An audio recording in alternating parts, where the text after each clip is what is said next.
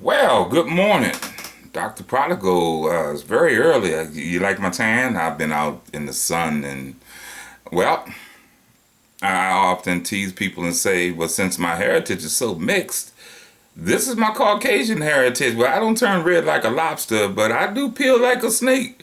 And it's only a matter of time now before I start peeling. But I want to talk to you today about something of truth.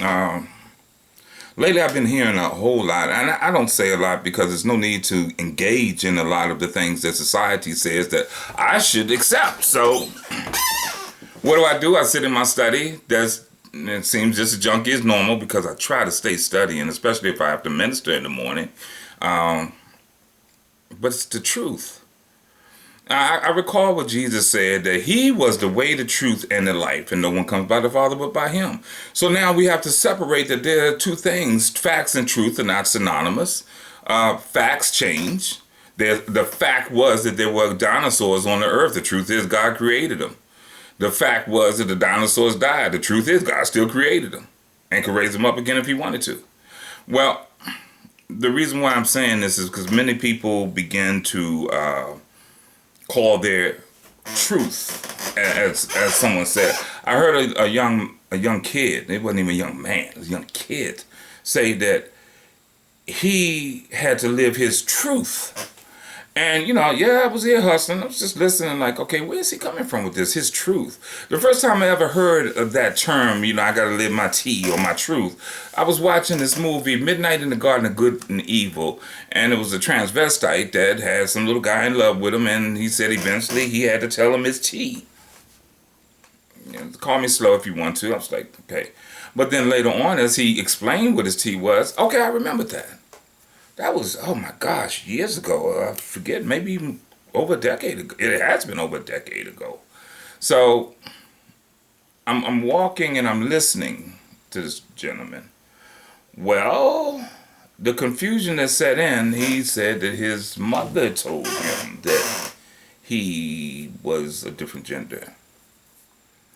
I'm still listening for key things like, what did your father say? Never heard anything. You can condition someone to be a certain way. But he said his truth was that he was, and he didn't even say transgender, he just said something non-binary or something, and, they and them. And I said, how do you form a truth? So with me, I have to use the Socratic method of philosophy for some people that don't believe in theological methods. So that way I ask a question all the way back until I reach a question that I can no longer answer. So an example would be little kids that were, I would minister to. I love the little ones because they just embrace the reality of truth. So here it is, this little kid, he gave an example. So I said, well, just if they want to teach you the Big Bang and you're there to learn, so you're there also to challenge the status quo of sorts, that you may learn more, ask them, keep asking questions until you get to the question that can't be answered. Well, they got to the question, who set the bang? Well, now it goes back into another, I would say deity. People would say force, energy, or whatever. I would have to say deity. Since everything is created, then there must be a creator. So now we go back to the truth thing. The people, and I can recall in Judges 17th chapter 6th verse, and it's ironic that here it is, we have the book of Judges. Up until this time, we allow God to rule us as a theocracy. But now here it is, the judges come and, it said every man did what was right in his own eyes. I believe the Proverbs, like 21, maybe 2 or somewhere in that area, it said a man does what's in his mind, but God checks his heart. Well, I do recall that God said that the man's heart is, is deceitfully wicked. So in essence, I cannot form a truth. I can only participate in a truth, but I cannot form a truth.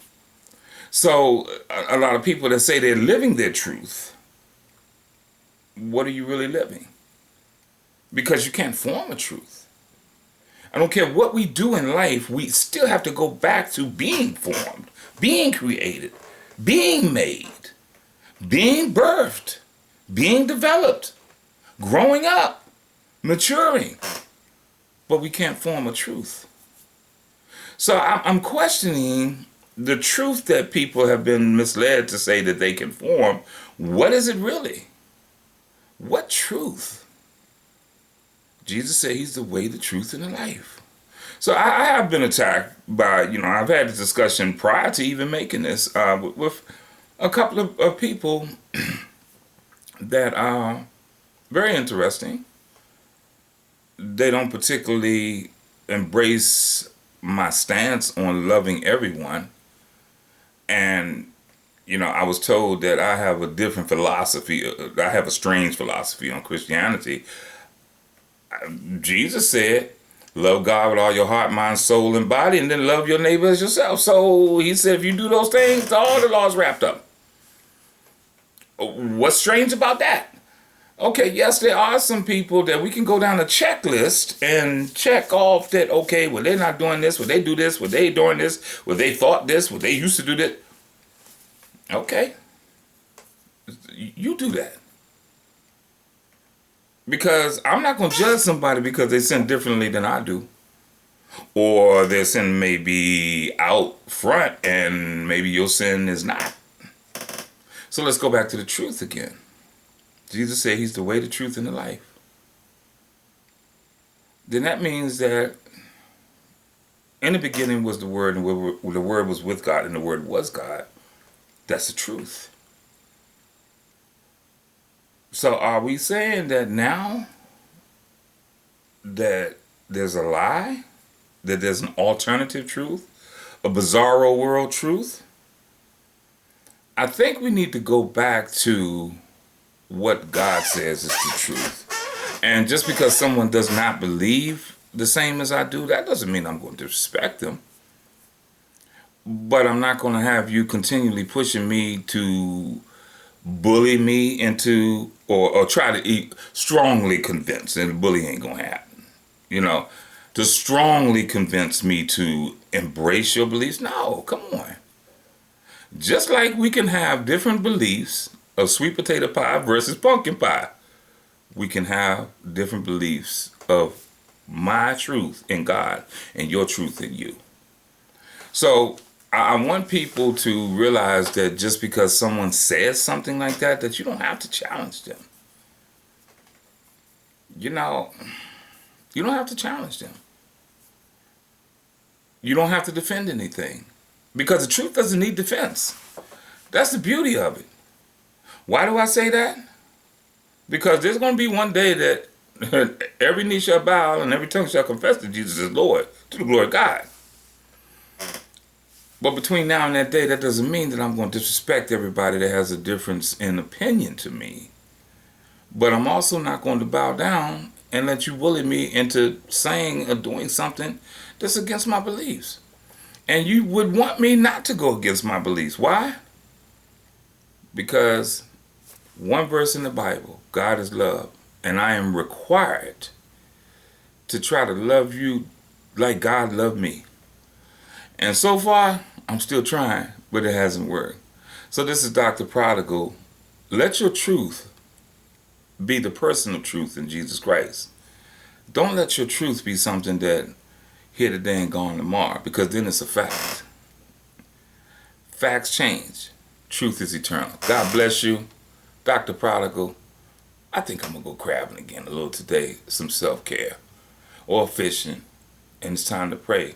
Pray for me as I minister in the morning. And remember, the book of Judges, 17th chapter, 6th verse. 17 is the number of transition and 6 is the number of man. So somehow we transition back from God into man, that we started doing what was right in our own eyes, and we started developing our own truth. I'm returning back to the way, the truth, and the life. And I know I'm going unto the Father because it's only by Him. God bless you. Have a wonderful day.